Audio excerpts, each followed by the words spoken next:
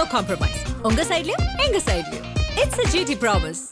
GT Holidays, South India's #1. ஆதன் நேயர்களுக்கு வணக்கம். 234 தொகுதிகளிலும் ஆதன் ஒரு மெகா கருத்து கணிப்பை எடுத்து ஒவ்வொரு தொகுதிக்கும் அதை நம்ம பார்த்துட்டு இருக்கோம். அந்த வகையில் இப்போ ஒரு தொகுதியோட தாமரை செல்வம் நினைச்சிருக்காரு. வணக்கம் தாமரை. வணக்கம் சந்தோஷ். இந்த தொகுதி தாமரை. ஸோ தேனி மாவட்டத்தில் இருக்கக்கூடிய போடிநாயக்கன் ஒரு தொகுதியை தான் பார்க்க போகிறோம். போடிநாயக்கன் ஒரு தொகுதி அதிமுகவுடைய கோட்டைன்னே சொல்ல முடியும். ஸோ தென் மாவட்டம் அந்த அதிமுகங்கிற ஒரு ஃபேக்டரை நாம் புறந்தள்ளி விட்டு அரசியல் நிச்சயமாக பேச முடியாது. போடிநாயக்கனூரில் முன்னாள் முதல்வர் ஓபிஎஸ் அவர்கள் களம் கண்ட தொகுதி, அதாவது பெரியகுளம் தொகுதி தனித்தொகுதியாக மாறின பிறகு ஒரு போடிநாயக்கனூரை தான் தொடர்ச்சியாக ஓபிஎஸ் அவர்கள் களம் காண்கிறார். ஸோ என்னதான் ஏடிஎம்கே ஃபேக்டராக இருந்தாலும் ஓபிஎஸ்க்கு ஒரு ஃபேக்டர் இருக்கு. அப்படி அது எலெக்ஷனில் எப்படி வேலை பார்க்கும்னு எல்லாருக்கும் தெரியும். ஏன்னா 19 ஒரே ஒரு எம்பி சீட் மட்டும்தான் அவங்க ஜெயிச்சாங்க, அதுவும் தேனியில் ஜெயிச்சாங்க.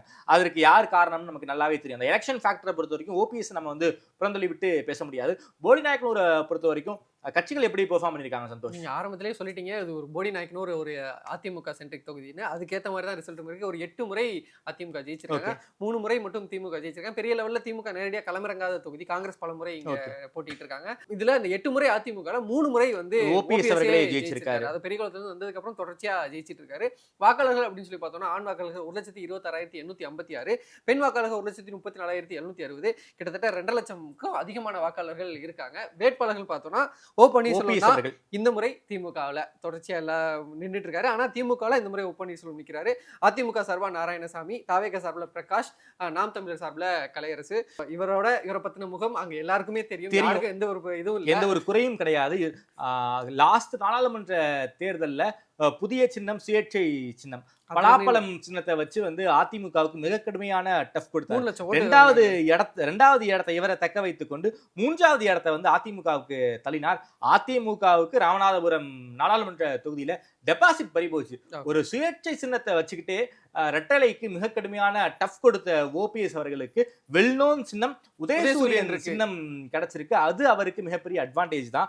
போடிநாயக்கனரை பொறுத்த வரைக்கும் என்னதான் முக்குலத்தோர்ஸ் இருந்தாலும் அங்க இருக்கக்கூடிய சில பல பாக்கெட்ஸ்ல லிங்குஸ்டிக் மைனாரிட்டிஸ், தெலுங்கு பேசக்கூடிய மக்கள் ஒரு தீர்மானிக்கும் சக்தியாக இருக்காங்க. ஸோ இங்க நம்ம திமுக கூட்டணியை பொறுத்த வரைக்கும் தேமுதிக உள்ள இருக்காங்க, அதே போல மதிமுக உள்ள இருக்காங்க. ஸோ இதெல்லாம் டிஎம்கேக்கு அட்வான்டேஜ். குறிப்பாக போடிநாயக்கனூர் தொகுதியில எம்டிஎம்கே ஃபேக்டரும் அதே போல தேமுதிக ஃபேக்டரும் ஓபிஎஸ்க்கு கை கொடுப்பதன் காரணமாக நல்ல ஃபைட்டை ஓபிஎஸ் அவர்கள் கொடுப்பாருன்னு நினைக்கிறேன். நம்முடைய கருத்து கணிப்பு என்ன சொல்லுது சந்தோஷ்? நம்மளுடைய கருத்து கணிப்பு அதுக்கு முற்றிலும் ஒரு பெரிய லீடை தான் கொடுக்குது அப்படின்னு. ஸோ 57. ஆமா, ஏன்னா நீங்க சொல்லியிருந்தீங்க ஏற்கனவே ஓபிஎஸ்க்கான ஃபேஸ் இருக்கு. அவர் ஒரு தனி சின்னத்திலே நின்று அவ்வளவு பெரிய வாக்குல அவர் உதயசூரியன் நிற்கும் போது எந்த மாதிரியான ரிசல்ட் வரும்ன்றதான் இது இருக்கு. நீங்க ஏற்கனவே குறிப்பிட்ட மாதிரி மதிமுக இருக்காங்க, தேமுதிக இருக்காங்க, இது எல்லாமே சேர்ந்துதான் ஓ பன்னீர்செல்வத்துக்கு இவ்வளவு பெரிய ஒரு லீடை கொடுத்திருக்குன்னே சொல்லணும். 57% அவருக்கு ஒரு அனுதாபமும் மக்கள் மத்தியில இருக்கு. தொடர்ச்சியாக துரோகம் பண்ணிட்டாங்க அப்படிங்கிற ஒரு அனுதாபம் அவருக்கு இருக்கு. குறிப்பா அதிமுகவுடைய கட்சி கரவேட்டியை கூட நம்மளால கட்ட முடியல. அந்த அளவுக்கு சட்ட போராட்டம் எடப்பாடிக்கு தீவிரமா பண்ணாலும் எல்லாத்துலயும் மிகப்பெரிய தோல்வி அப்படிங்கிற அனுதாபம் முக்குலத்தோர் சமுதாய மக்கள் மத்தியில ஓபிஎஸ் இருக்குன்னு தான் நம்மளால பார்க்க முடியும். அதன் காரணமாக தான் 57% வாங்கி இருக்காருங்கிற விஷயத்தை நம்மளால இங்க பார்க்க முடியுது. குறிப்பாக அதிமுகவுக்கும் தவேகாவுக்கும் தான் போட்டி இருக்கு போல இருக்கு. குறிப்பா இங்க 17 ஒரு பெரிய நம்பர் தான். ஏன்னா இது கிராமப்புறங்களை உள்ளடக்கிய தொகுதி. பல தொகுதிகளில் 2 கட்சியினுடைய தூக்கத்தை விசில் கெடுப்பதாக தான் நான் நினைக்கல. ஏன்னா 17 ஒரு நல்ல நம்பர் தான். ஸோ இது எப்படி அந்த களத்துல பெர்ஃபார்ம் பண்ண போகுதுங்கிறது நமக்கு ஒரு மிகப்பெரிய ஒரு கேள்வியா தான் இருக்கு. எக்ஸ்பேக்டரா தான் நாம விஜய் நாம இப்போ வரைக்கும் வச்சுக்கிட்டு இருக்கோம். ஸோ 2 பேருக்கும் சரிசமமா பலத்துல இருக்காங்க. எனக்கு அதான் ஆச்சரியம். ஏன்னா போடி மாதிரியான ஏடிஎம்கே ஸ்ட்ராங் தொகுதியில டிவிகே 17 வராங்கிறது இட்ஸ் நாட் ரெகுலர் எலெக்ஷனா இருக்காது. அதுதான் நம்ம எல்லாரோட இதாகவும் இருக்கு. நாம் தமிழர் ரொம்ப வாங்கியிருக்காங்க.